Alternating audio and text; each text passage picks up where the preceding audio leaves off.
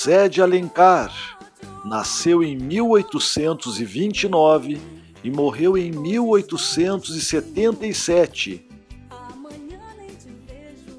Seus romances urbanos, regionalistas ou sertanistas, históricos e indianistas comprovam a amplitude geográfica, histórica e social do seu projeto literário. Sua ambição era desmedida, fazer no Brasil o que Balzac fizera na França, ou seja, montar um painel gigantesco dos múltiplos aspectos da realidade nacional.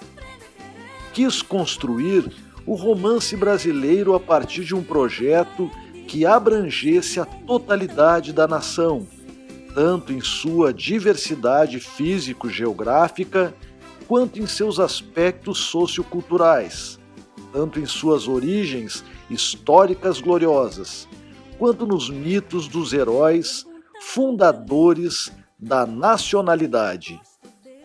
Regiões, história, costumes e mitos. Eis a fórmula romântica de José de Alencar. Lucila. Paulo, jovem bacharel pernambucano, escreve cartas à senhora G.M.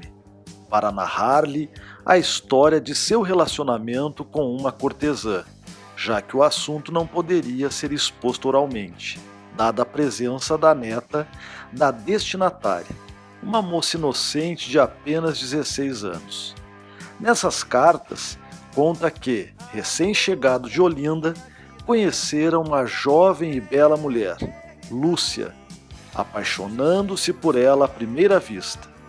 Só mais tarde um amigo iria informá-lo de que Lúcia exercia a alta prostituição, sendo famosa por certas excentricidades, como vender todas as joias que recebia de presente e jamais aceitar ser a amante exclusiva de alguém.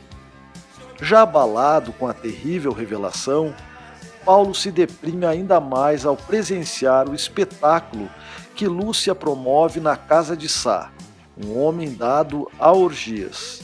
Lúcia exibe-se nua sobre uma mesa, imitando as cenas libertinas dos quadros que decoram as paredes da casa. Paulo sente, ao mesmo tempo, raiva, piedade e paixão pela cortesã. Mas, ao sair para o jardim da casa, reencontra e obtém da mesma a promessa de nunca mais repetir a cena. Em seguida, os dois declaram-se apaixonados e terminam se amando sobre a relva. A partir de então, Lúcia abandona a profissão e Paulo passa a sustentá-la modestamente. O relacionamento entre os dois, entretanto, continua muito complicado. O rapaz percebe-se fraco para enfrentar as pressões da sociedade, e a jovem, por seu turno, não se considera merecedora de tal afeto, vendo objetivamente os terríveis impedimentos sociais postos diante de ambos. Após uma injustificada crise de ciúmes de Paulo, Lúcia, enfim, conta-lhe sua vida anterior, revelando que se prostituíra para ajudar sua família, de classe média, mas duramente empobrecida durante uma epidemia de febre amarela. Expulsa de casa pelo pai, trocara mais tarde seu verdadeiro nome, Maria da Glória, pelo de Lúcia, nome de uma amiga sua, morta de tuberculose. Depois de passar um ano na Europa, retornara ao Brasil, descobrindo que seus pais já haviam falecido. Internara, então, sua última parente, a irmã Ana, em um colégio e seguir a profissão de cortesã. Tempos depois, abandonando a prostituição, Lúcia busca Ana no internato e as irmãs passam a viver juntas.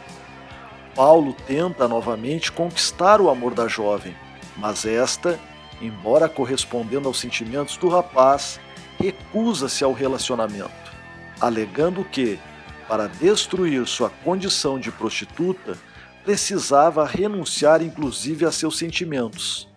Em seguida, pede a Paulo que se case com a irmã. Este, porém, desesperado, nega-se a realizar o pedido. Subitamente, Lúcia desmaia, revelando-se sua gravidez. Estava esperando um filho do amante. O feto, contudo, morre no ventre materno.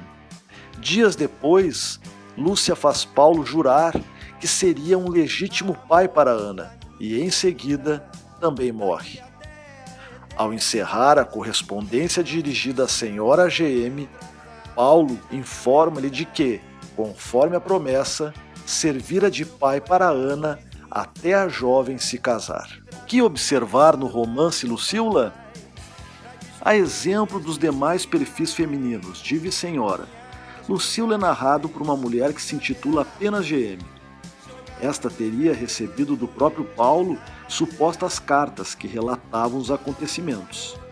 Era um truque muito comum à prosa romântica atribuir a outrem a autoria da obra. Com isso, os ficcionistas acreditavam conferir maior verossimilhança aos fatos narrados.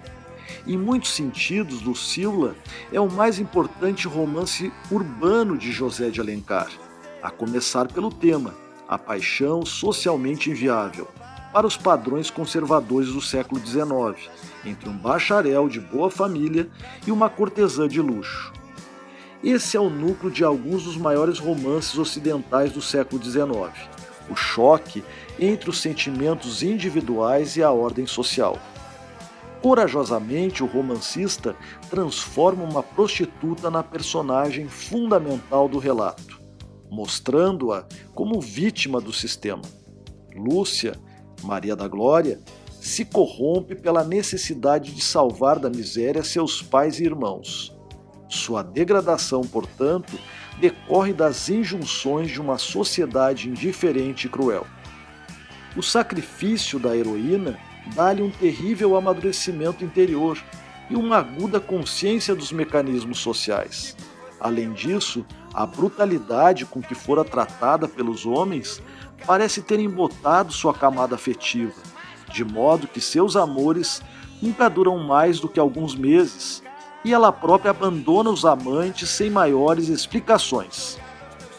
A percepção de que se prostituíra para salvar a família não isenta Lúcia, Maria da Glória, de um forte sentimento de culpa. Ela sente asco pela profissão a que fora arrastada. Essa culpa, paradoxalmente, transforma-se em explosões de sensualidade. Sua depravação é, no dizer de Antônio Cândido, um auto-atordoamento e uma autopunição. Ao perceber, por exemplo, o interesse que desperta em Paulo, ela se despe, obscena e sedutoramente, em uma orgia promovida por Sá.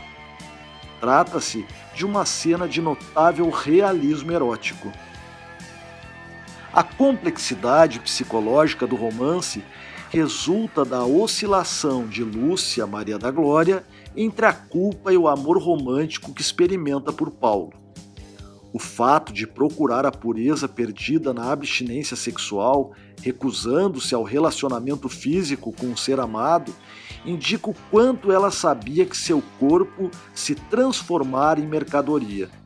Portanto, negar-se às exigências do sexo era para a personagem uma forma de enterrar o seu passado vergonhoso. Por seu turno, Paulo ama Lúcia, Maria da Glória, mas ao mesmo tempo não aceita a própria paixão, debatendo-se entre as solicitações do coração e as imposições morais da sociedade. Sua opção pela moça representa uma vigorosa vitória dos sentimentos sobre as convenções e preconceitos da época. Infelizmente, a narrativa apresenta uma solução conservadora. Alencar não leva o conflito dramático às últimas consequências, o que faria com que os amantes enfrentassem juntos a sociedade ou se separassem, denunciando assim a hipocrisia das classes altas e médias da corte. A saída de Alencar para Lucila é a morte da heroína, já que não há lugar para ela na ordem social em que vive. A própria Lúcia, Maria da Glória, aspira à destruição pessoal para se regenerar do passado. Mas este passado não fora determinado pela miséria e pela indiferença da comunidade? Por outro lado, caso Lúcia se redimisse e se casasse com Paulo e ambos fossem felizes, o bacharel e a ex-prostituta, que autoridade teria o escritor para defender os costumes patriarcais, como sempre o fizera em sua ficção? O final conservador de Lucília impede a efetiva realização daquele que seria, com certeza, o primeiro romance realista brasileiro. Senhora! A sociedade do Rio de Janeiro é surpreendida pelo surgimento de uma linda jovem de 18 anos, Aurélia Camargo, que impressiona pela beleza, pela riqueza e pelo desprezo com que trata todos os seus pretendentes. Valendo-se de seu tio e tutor, o Lemos, ela manda oferecer ao pai de uma jovem, a Adelaide Amaral, a vultosa soma de 50 contos de réis, para que sua filha se casasse com um rapaz pobre, Torquato Ribeiro, a quem ama de fato. Para isso, Adelaide deveria romper seu atual noivado com o jovem Fernando Seixas, por quem não nutre afeto nenhum. Esse rapaz, o Seixas, por seu turno, noivara com a moça apenas por causa de seu dote, no valor de 30 contos de réis. Simultaneamente, Aurélia manda o tutor oferecer 100 contos de réis a Fernando Seixas, para que ele aceite um contrato de casamento, sem saber, no entanto, quem seria sua futura esposa. Aurélia, que já fora noiva do rapaz, sabia de sua volubilidade e de seu caráter interesseiro, e que dificilmente ele resistiria a tal oferta. Em um primeiro momento, Seixas recusa a proposta. Entretanto, há tempos, para manter sua vida luxuosa, ele vinha sacando dinheiro da poupança de sua mãe e de suas irmãs, tendo já acumulado uma dívida de 20 contos de réis.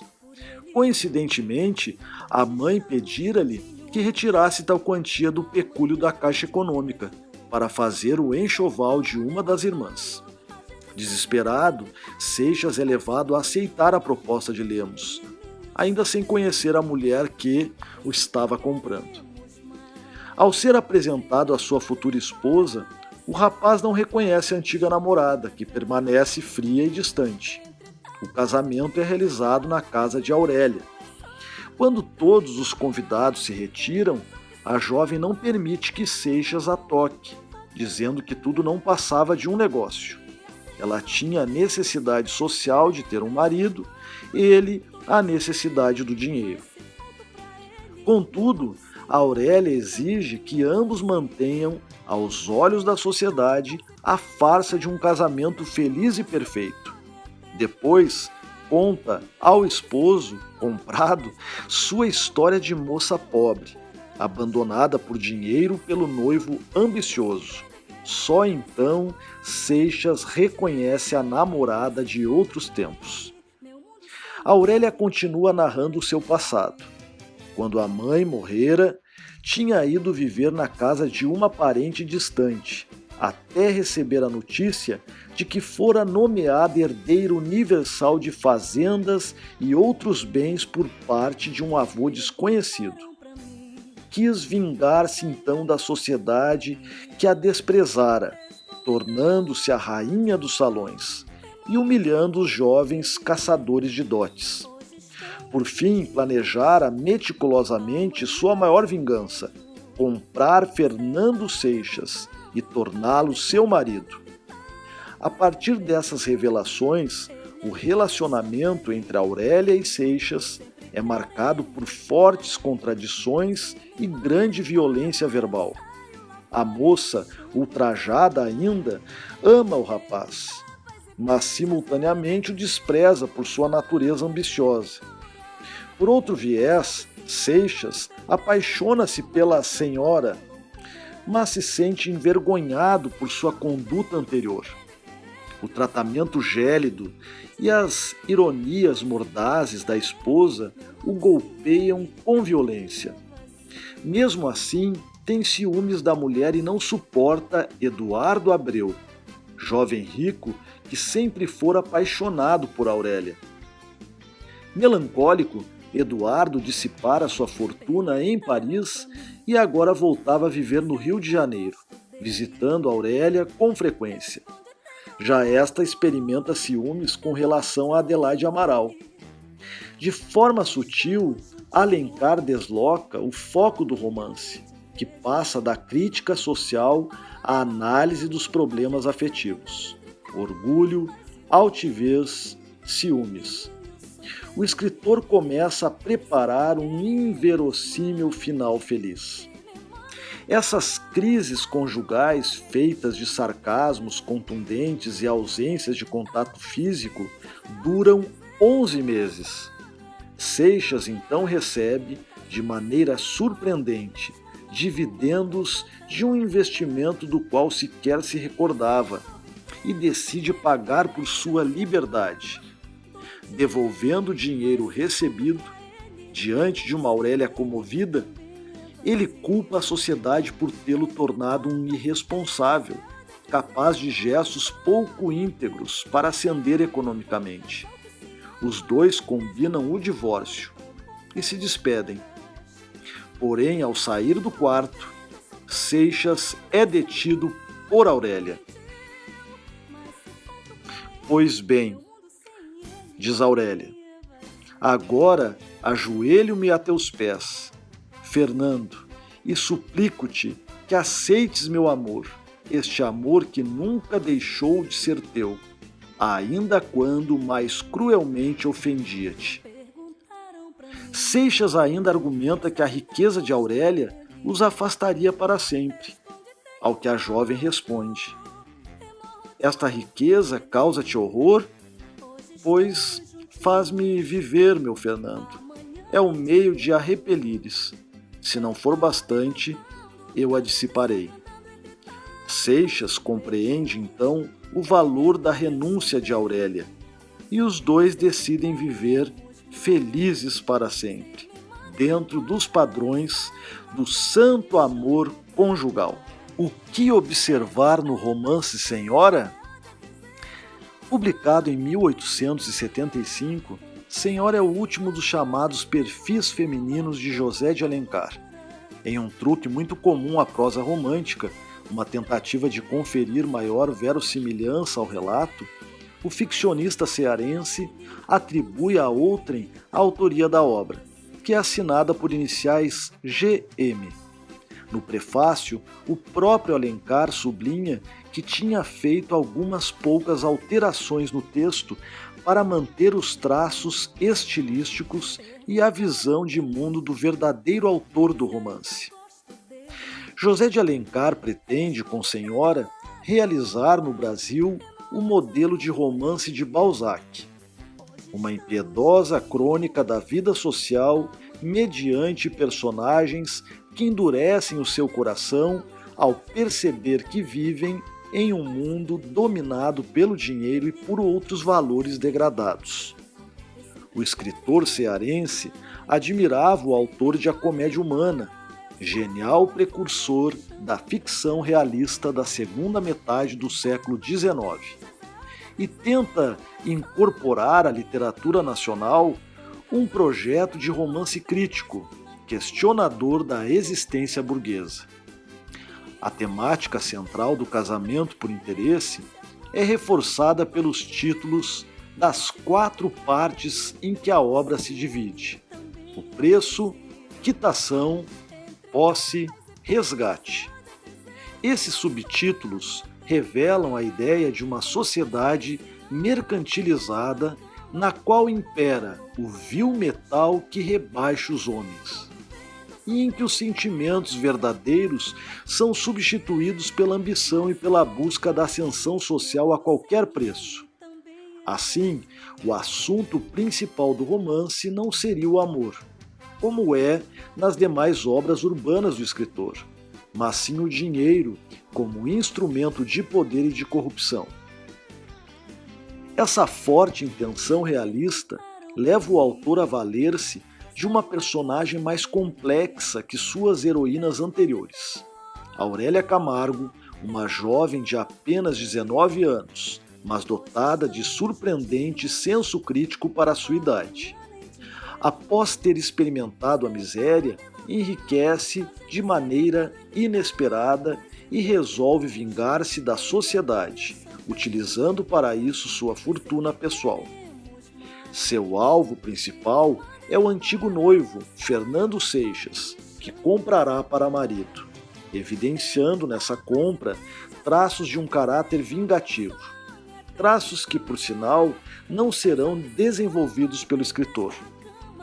Fernando Seixas é um jovem autor de folhetins, de origem muito pobre e de bom coração, mas degradado pela ação de uma ordem social em que o dinheiro e a futilidade ocupam papéis dominantes. Vê no casamento a forma de alcançar o que deseja. Sua ambição, no entanto, não lhe destrói o substrato de integridade que o levará, no final do relato, à regeneração. Embora não se isente da culpa, Seixas aponta o principal responsável por sua queda moral. Abre aspas. A sociedade, no meio da qual me eduquei, fez de mim um homem à sua feição. Fecha aspas. O propósito realista de Alencar não se efetiva. Há incoerências em Senhora que impedem o triunfo do modo realista de composição, entre as quais figuram: letra A. Com seus 18, 19 anos, Aurélia tem uma consciência improvável dos mecanismos que regem as relações sociais. Parece uma doutora em economia. Além disso, o frio desprezo com que trata a sociedade é inverossímil em um contexto em que tais atitudes desafiariam radicalmente as normas do comportamento feminino. A credibilidade da personagem também se esvai quando ela nos é mostrada em sua interioridade.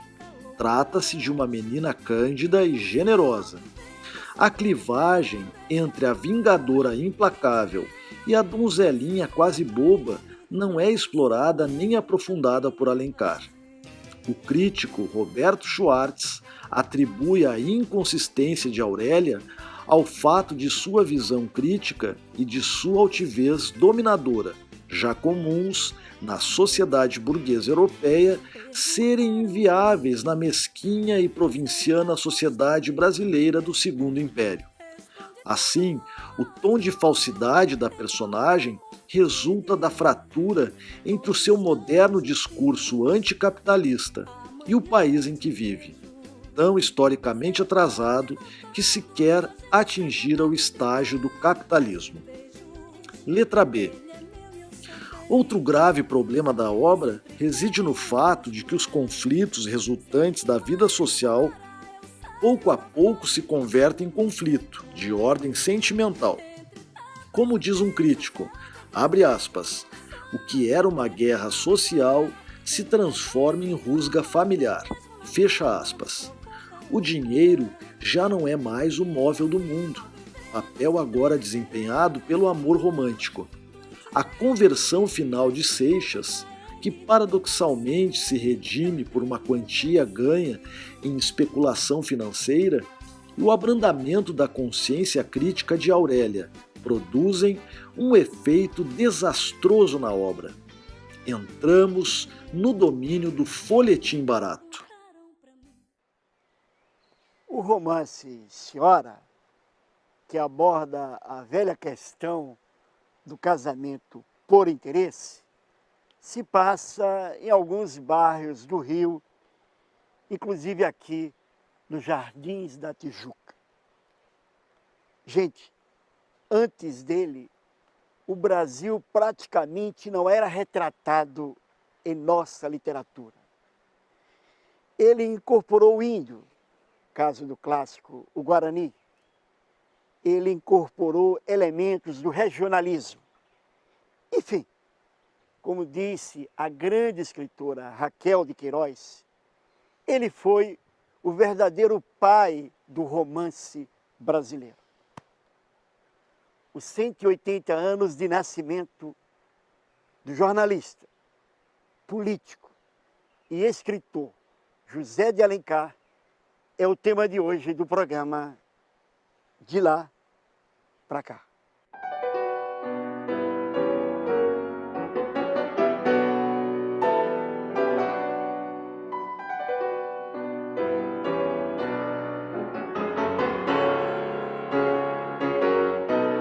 Ambos, árvore e homem, embalançaram-se no seio das águas. A haste oscilou, as raízes desprenderam-se da terra jaminada profundamente pela torrente. A cúpula da palmeira, embalançando-se graciosamente, resvalou pela flor da água como um ninho de garças, ou alguma ilha flutuante, formada pelas vegetações aquáticas. Peri estava de novo sentado junto de sua senhora, quase inanimada, e tomando-a nos braços, disse-lhe com um acento de ventura suprema: tu viverás. Lira Neto é jornalista cearense e o grande biógrafo de José de Alencar. Tudo bem? Tudo bom, Anselmo? Que bom estar aqui. Ele é autor desse livro, O Inimigo do Rei, a biografia de José de Alencar. Vem cá, conta como é que você chegou, como é que você se apaixonou por esse personagem, de onde vem essa curiosidade? Na verdade, eu acho que como toda criança e como todo adolescente que foi torturado pelos professores no ensino fundamental, sendo obrigado a engolir, ser empurrado goela abaixo os livros de Alencar, eu cresci odiando o José de Alencar. Eu cresci odiando o Guarani, eu cresci odiando Iracema. E engraçado que isso foi tão traumático que me bloqueou em relação ao Alencar durante anos, né? Muito mais tarde, por meio de outras pesquisas, né, minhas, eu acabei me deparando com os textos de imprensa do José de Alencar. Alencar foi um assíduo jornalista, um jornalista de mão cheia, e escrevia nos jornais cariocas de então uma coluna chamada Ao Correr da Pena. Quando eu li aquelas crônicas, eu disse, mas esse cara é genial, esse cara tem uma leveza, esse cara tem um senso de humor ferino, esse cara tem um sarcasmo. E aí fui reler aqueles livros com outros olhos e já devidamente contextualizando o personagem e o texto, e fiquei apaixonado. Hoje eu sou fã incondicional de José de Alencar e tenho absoluta convicção de que Alencar é o fundador da literatura nacional. O escritor acadêmico Domício Proença Filho é um grande especialista de literatura brasileira e um grande amigo. Tudo bem? Prazer grande, Chancel. Enorme. Mais uma vez estar aqui no seu programa. Mestre, fala um pouco aí para as novas gerações quem foi José de Alencar. José de Alencar foi um pioneiro, verdadeiramente um patriarca da literatura brasileira. Por quê? Porque ele vai contribuir, primeiro, para a construção da nossa identidade como povo. O Brasil recém-independente, né? Independência em 22, o primeiro livro dele vai sair em 1857, que é o Guarani, e com uma visão que já se afastava da tradição da literatura até então.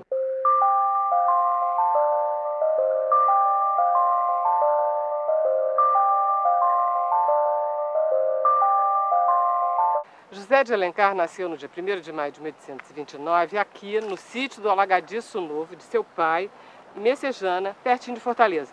O professor Regis Lopes é do Departamento de História aqui da Universidade Federal do Ceará e adora José de Alencar. Ele saiu daqui muito cedo. Ele nunca mais voltou. Como é que é a relação dele com o Ceará? Bem, ele voltou algumas vezes, porém, o sentimento que ele desenvolveu em relação ao Ceará, é interessante notar, foi antes de tudo um sentimento de saudade. E só é possível entender, por exemplo, um livro como Iracema, se nós compreendemos exatamente esse sentimento de ausência. Ele diz, quem escreve é um filho ausente da sua terra. Ausente de quê? Exatamente desse espaço, né, desse espaço natural que nós estamos vendo aqui, esse espaço sobre o qual nós estamos pisando agora. Então, a compreensão da obra do Alencar passa por aqui, pela natureza do Ceará.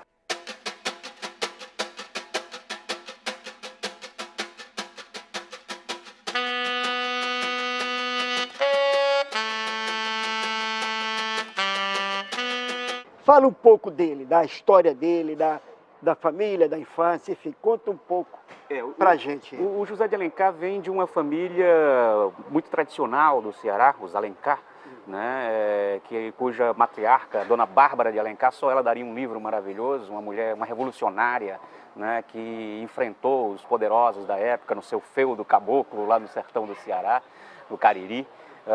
E o pai de Alencar, né, o filho de Bárbara, era padre. Né? Curiosamente, Alencar era filho de padre, um padre que se apaixonou por uma prima, né, e sem largar a batina, casou com a prima, levou a prima para o Ceará, né, e lá eles tiveram vários filhos, né, e ele, além de padre, né, além de pai de família, era também político.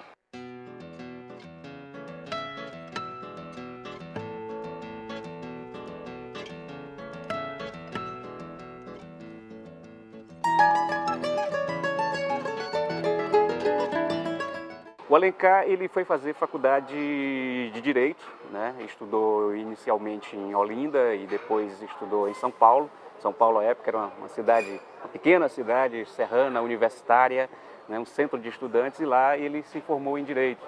E começou também a contribuir, né, pela primeira vez com jornais, primeiro jornais estudantis, depois os jornais já da grande imprensa. Depois de formado, ele retorna ao Rio de Janeiro, né, e lá começa a trabalhar como assistente numa banca de advocacia e, ao mesmo tempo, escrevendo seus primeiros folhetins para a imprensa carioca.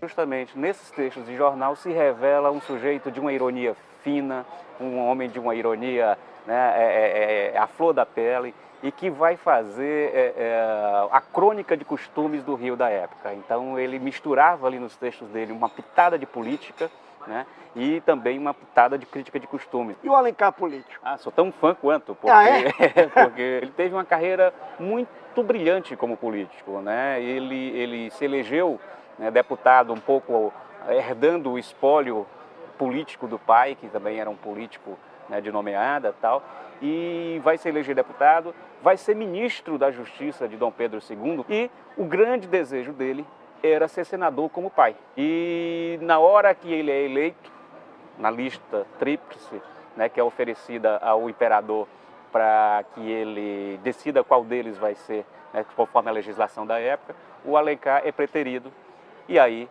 como consequência, o Dom Pedro II ganha um inimigo mortal.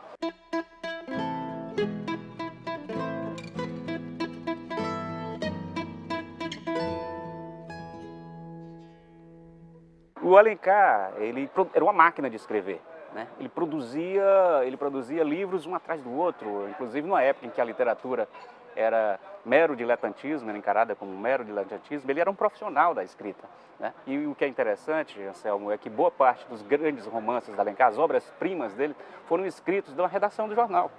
Então, um intervalo entre um artigo de fundo e um editorial, ele começou a escrever os seus romances. E tem um episódio interessante que ele assume a direção de um jornal falido, né? E tem como missão recuperar esse jornal.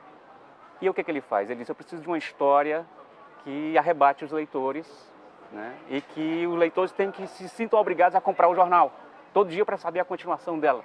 E aí uma novela de televisão. Uma novela, porque os folhetins da época, eles tinham exatamente esse mesmo papel, né? Então ele fez uma história chamada O Guarani, né? A história do índio, né? E do índio Peri que se apaixona, né, por Ceci.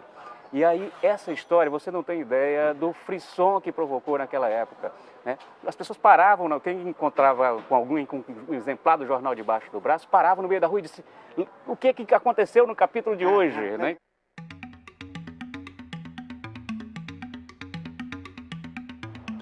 Um grupo de cavaleiros margeava o rio Paraíba.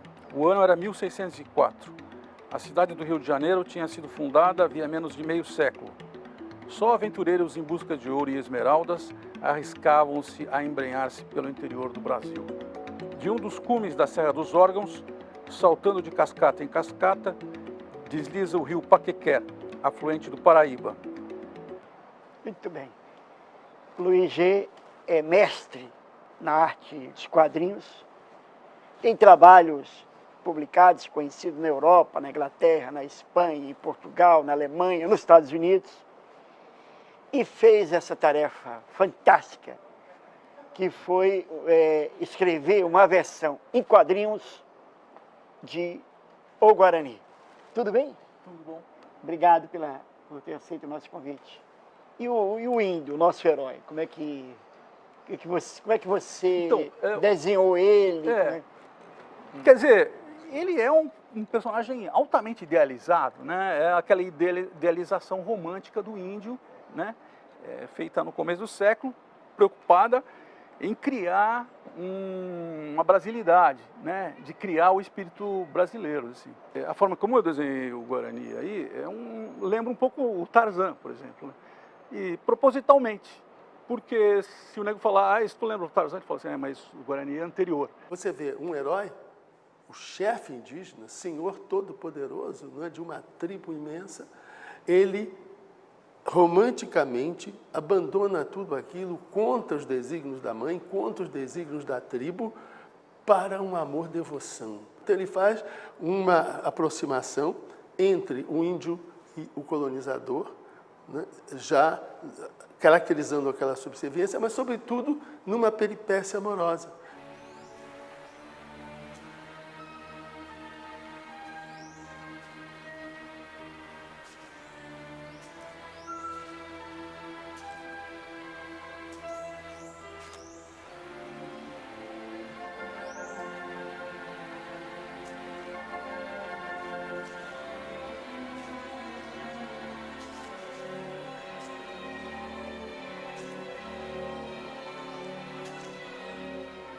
Ele tinha uma pretensão a ser um escritor brasileiro como um todo? Sim, o fundador da literatura, né? E essa fundação viria exatamente da força da natureza. Porque o Brasil, no século XIX, ainda não tinha um passado estudado. Era um país sem passado. Então, o Alencar vai exatamente buscar nesse passado a força para o presente de um país que buscava um futuro de desenvolvimento, mas não poderia esquecer as suas origens. Então, o Alencar vai trabalhar com essas origens exatamente no sentido de dar um passado que nós não tínhamos. Verdes mares bravios de minha terra natal, onde canta a jandaia nas frondes da carnaúba. Verdes mares que brilhais como líquida esmeralda, aos raios do sol nascente, perlongando as alvas praias ensombradas de coqueiros.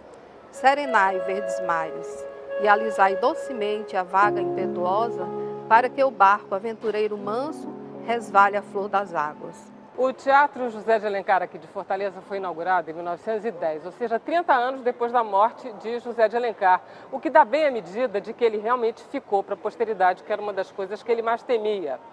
Mas nós vamos conversar com Vera Moraes, que é professora de literatura. E como é que foi que você abordou primeiro José de Alencar? Para abordar José de Alencar era uma leitura em que você achava monótona, muitos aspectos descritivos, né? O jovem, o adolescente, quer muita ação, e o livro a ação não correspondia à descrição, os pormenores, né? Essa visualização artística que se fala tanto dos escritores românticos e principalmente do José de Alencar. Aí, com a segunda, com a terceira, com a quarta leitura, a gente vai começando a notar que exatamente a valorização estética do livro está nesses detalhes, certo? É essa perfeição do estilo que o Alencar buscava. Qual a importância dele do ponto de vista da linguagem?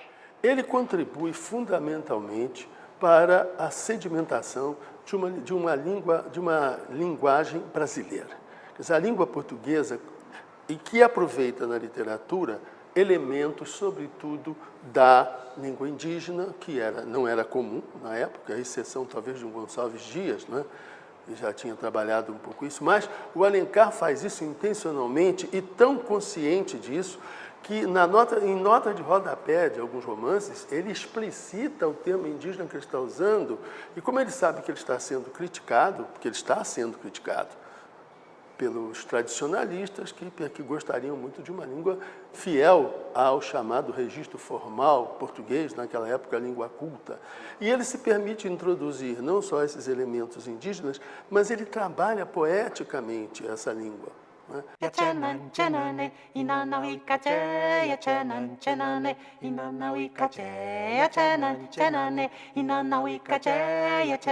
Fale um pouco da temática dos romances do Alencar, enfim, e da importância dessa temática, da escolha desse tema, da história da literatura brasileira.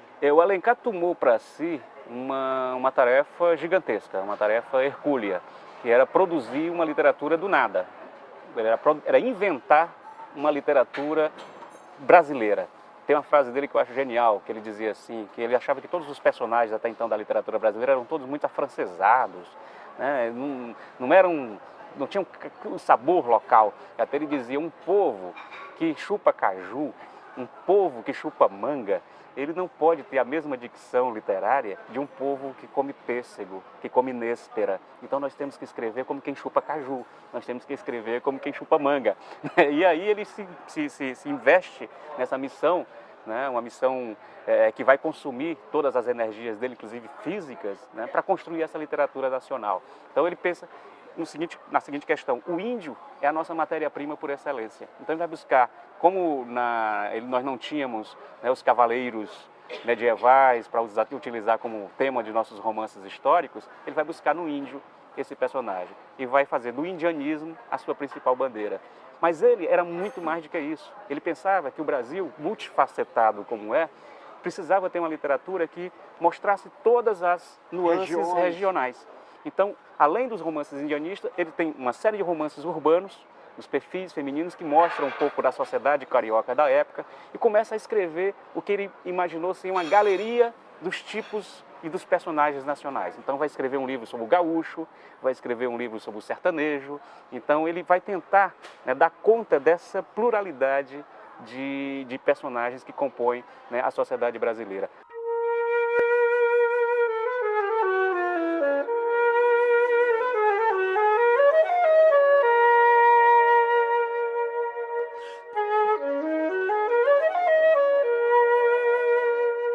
Depois, mais tarde, ele vai publicar em 1865, ele vai lançar Iracema, que ele chama de uma lenda.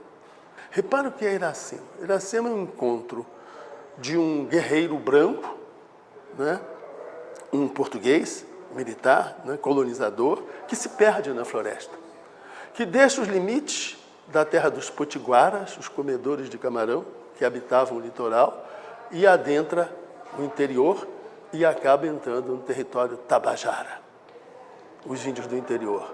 Iracema é a filha do pajé, a filha de Araquém, a filha do pajé. Quando eles se encontram, romanticamente se estabelece uma atração que é quase fatal, não é? E aconteceu que ela se apaixona por Martim, e ele, sabendo disso, e ele também, como ele era hóspede, né, da tribo do Araquém, do pai dela, ele não se aventura a seduzir Iracema, mas enquanto ele estava sob o poder do licor, ela seduz, certo? O Martim, e ele, no dia seguinte, ela diz para ele, eu já sou tua esposa. Mas repara que coisa interessante, eles têm um filho, aqui dão o nome de Moacir. Moacir é, em língua indígena, o filho do sofrimento. E por que Iracema sofre? Ela sofre porque Martim é obrigado a partir. Martim é o nome do guerreiro. E ele viaja, ele sai, ela está grávida. E quando ele volta, ela está em trabalho de parto, à maneira indígena, ela tem o filho, entrega a ele. E morre. E morre. E ele então pega o menino, um cachorro, a jangada, e caminha na direção do seu destino. Você já pensou no nome Iracema? Iracema não é nome de índio. Iracema é o anagrama de América. Se você deslocar as letras de Iracema, escreve-se América. E ao fazer isso, ele simboliza aí o processo civilizatório americano, por quê? Para que o homem americano, não sem razão, Moacir, o filho do sofrimento, existisse, foi preciso que simbolicamente a América morresse.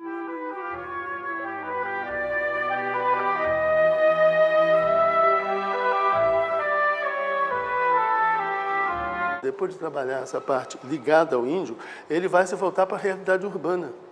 E na realidade urbana ele vai fazer uma série de romances. Os mais conhecidos são os chamados perfis de mulher, que são romances voltados para a sociedade brasileira de classe média daquela época, né?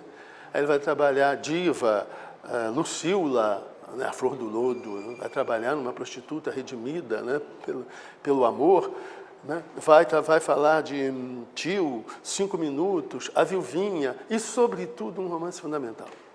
Anselmo, esse camarada tinha uma cabeça, né, antecipadora, Senhora.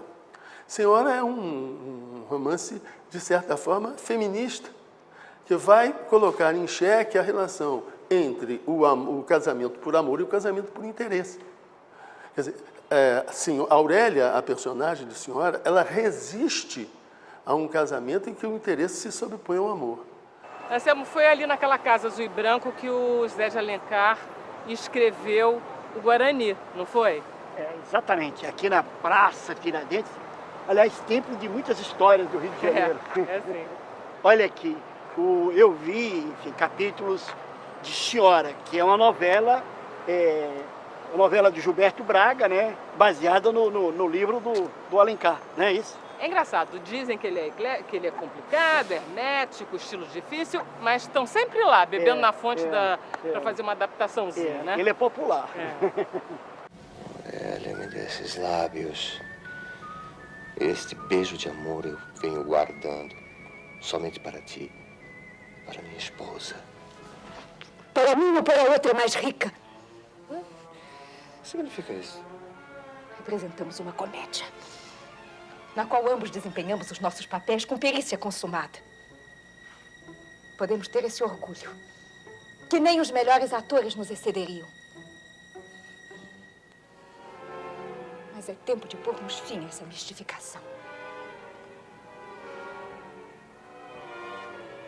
Vamos entrar na realidade, por mais triste que ela seja, e nos resignar a sermos cada um o que é.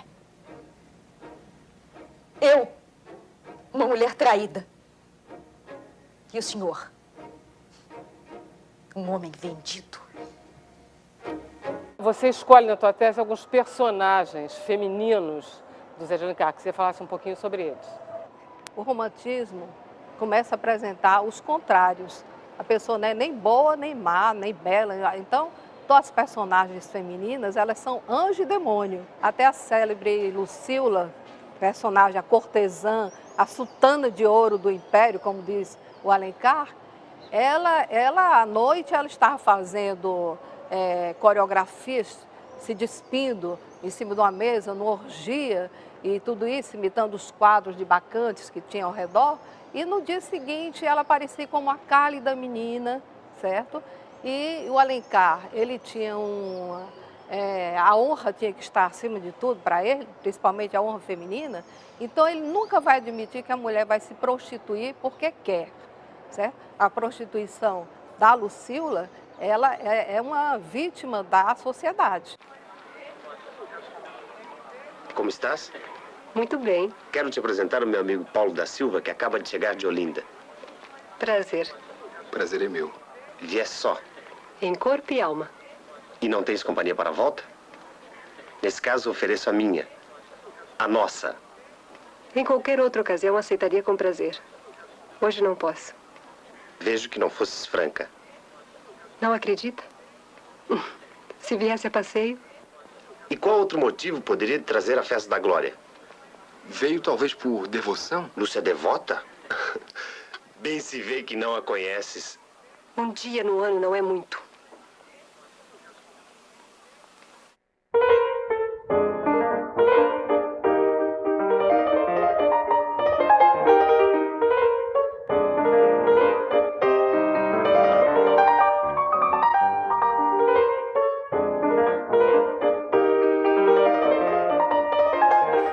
repara que, ele, além disso, no intervalo entre os romances indianistas e os romances urbanos, esse Alencar escreve teatro, rapaz. Faz teatros de costumes da sociedade carioca, principalmente da época, brasileira da época, né? Onde ele retoma o tema da prostituta redimida, num livro chamado As Asas de um Anjo, né?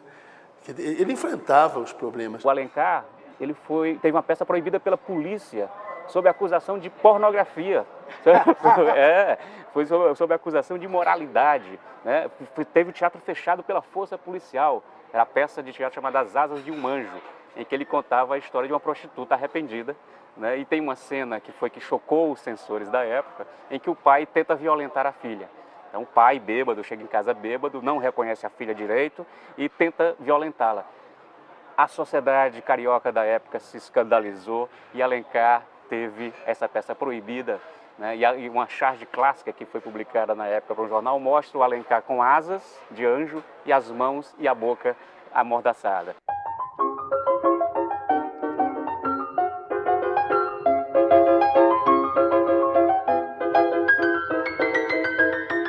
Fala um pouco dessa parte tão polêmica da vida do Alencar, que é a posição dele em relação à escravidão. Isso.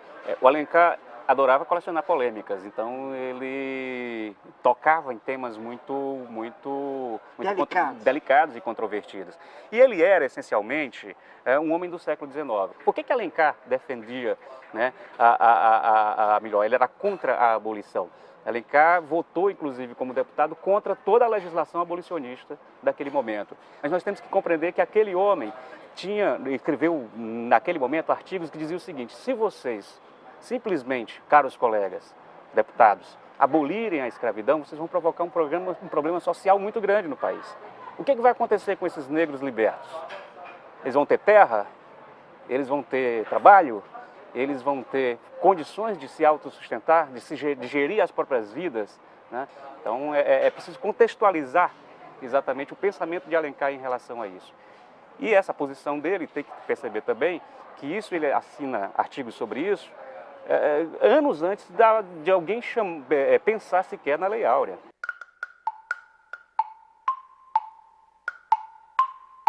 Essa produção intensa do Alencar, ele que sempre foi um homem de saúde muito frágil, faz com que ele comece a apresentar os primeiros sintomas da tuberculose, né? Até então diagnosticada pelos médicos como uma bronquite.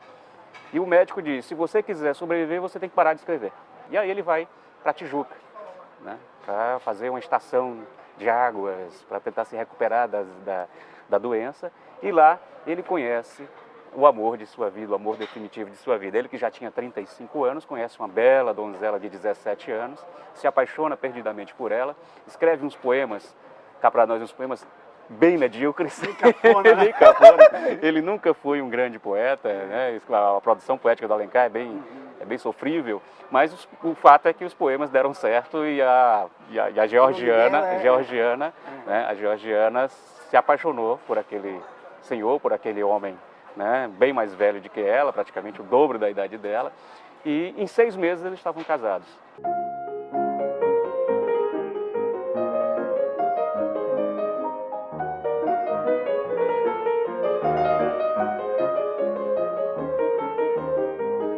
Ele morreu muito jovem, né? Isso, fale um pouco aí sobre... Como todo bom romântico, Alencar morreu tuberculoso, né? A tuberculose se manifestou nele muito cedo. Ele, ainda estudante na faculdade, ele começa a ter os primeiros acessos, os primeiros escarros de sangue, né? E essa doença vai o acompanhar por toda a vida e vai tirá-lo muito cedo do convívio desse mundo, né?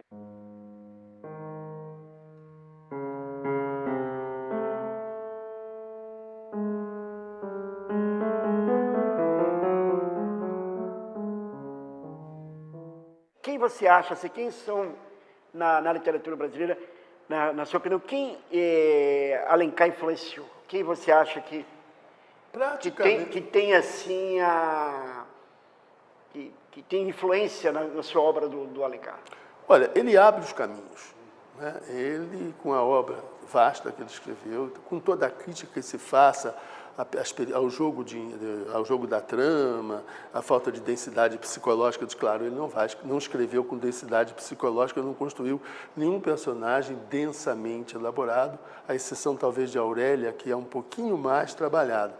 Mas ele vai ser, por exemplo, vai influenciar de uma forma indireta o próprio Machado.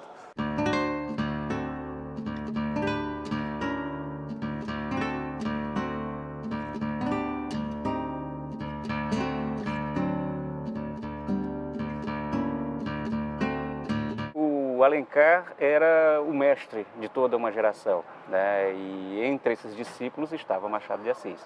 Machado tinha Alencar na conta do grande mestre. E a grande questão que sempre atormentou Alencar, todo tempo ele se fazia uma pergunta e repetia essa mesma pergunta com muita constância para Machado. Ele dizia: será que eu passarei à posteridade? Será que daqui a 100 anos as pessoas ainda vão ler meus livros? Será que daqui a 100 anos as pessoas ainda vão falar no meu nome? Machado deu a resposta no dia em que foi convidado para fazer a oração fúnebre no túmulo do mestre. O Machado, no seu discurso célebre, disse: mestre, tomando emprestado inclusive as palavras, a última fala de Peri para Ceci, no clássico Guarani, ele disse: mestre, tu viverás.